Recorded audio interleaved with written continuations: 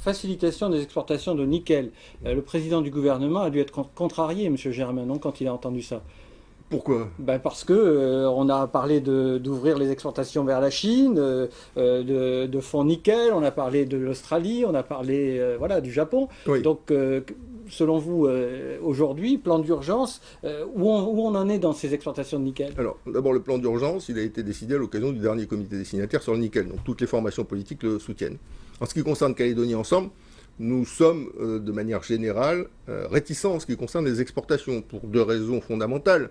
Un, le nickel ne repousse pas, donc nous devons le gérer pour aujourd'hui, mais aussi pour les générations futures. Et deux, la transformation locale du minerai crée 3 fois ou 4 fois plus d'emplois et de richesses que son exportation. Donc voilà notre position de base.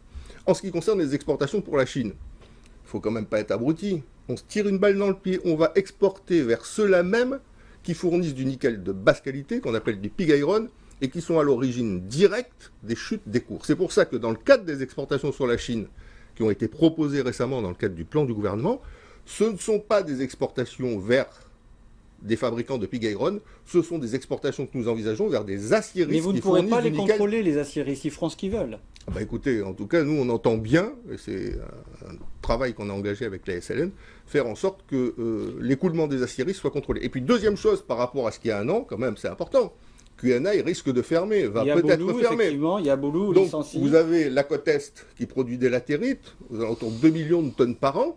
Ces latérites étaient exportées sur QNI depuis 28 ans, et aujourd'hui cette entreprise de fermer. Donc il était de notre responsabilité de trouver une solution alternative, d'où l'ouverture qui a été faite.